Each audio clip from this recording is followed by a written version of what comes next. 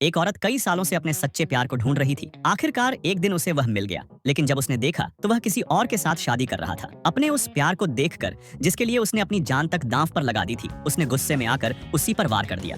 बाद में उसे बहुत पछतावा हुआ। वह कांपते हाथों से अपने प्रेमी का चेहरा छूना चाहती थी, लेकिन उसने बेरहमी से उसका हाथ झटक दिया। उसके ठंडे शब्दों ने उसे तोड़ दिया। तब उसे पता चला कि उसने विस्मृति दवा खा ली थी, जिससे वह सब कुछ भूल चुका था। फिर भी वह हार नहीं मानी। उसने वो लूगोंगसू, एक विशेष कंगन निकाला जो उसने उसे दिया था, ताकि उसकी यादें वापस आ जाएं। लेकिन वह कुछ भी महसूस नहीं करता। उल्टा वो आलन नाम की लड़की का हाथ पकड़कर कहता है, देखो मैं अब बहुत खुश हूँ। यह देखकर औरत का दिल पूरी तरह टूट गया। वह जंगल में जाकर अकेली रोने लगी। उधर उसका प्रेमी सिफेंग, जिसने अभी अभी कठोर शब्द कहे थे, खुद भी बेचैन था। उसे डर था कि कहीं उसने उसे सच में दुख तो नहीं दिया। आलन भी समझ गई थी कि सिफेंग के दिल में अब भी शिएनजी, वह औरत, के लिए प्यार बाकी है। असल में सिफेंग ने आलन को बहुमूल्य रत्न नाइट पर्ल सिर्फ इसलिए दिया था ताकि वह नाटक में उसका साथ दे। उसका असली मकसद था एक राक्षस को पकड़ना, लेकिन राक्षस तो वहाँ से भाग गया और सिफेंग ने आलन को धन्यवाद कहा, बिना जाने कि यह सब एक सांप राक्षसी ने सुन लिया। तेंगशे ने सिफेंग की सच्चाई जांचने के लिए खुद को राक्षस बनाकर उसके दरवाजे के पास उड़ती हुई दिखाई दी और कहा, शिएनजी को राक्षस उठा ले गया है। सिफेंग तुरंत उसे बचाने भागी,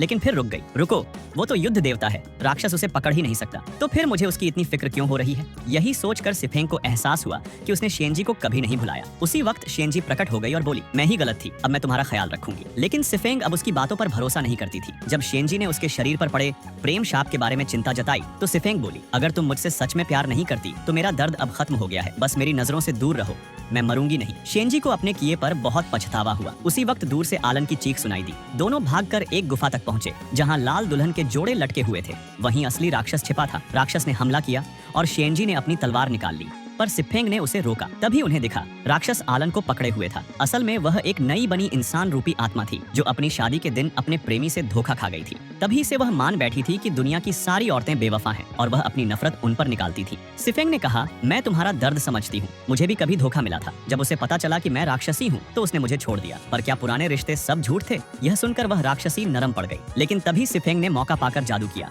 एक बार में उसे घायल कर दिया और तलवार से खत्म कर दिया। उसने कहा, भले तुम राक्षस हो या इंसान, अगर किसी का दिल दुखाओ तो कोई भी बहाना तुम्हारे अपराध को सही नहीं ठहरा सकता। राक्षस के खत्म होने के बाद शिएनजी ने एक बार फिर सिफेंग को समझाने की कोशिश की, पर सिफेंग ने ठंडे स्वर में कहा, इंसान और राक्षस की राहें कभी एक नहीं हो सकती।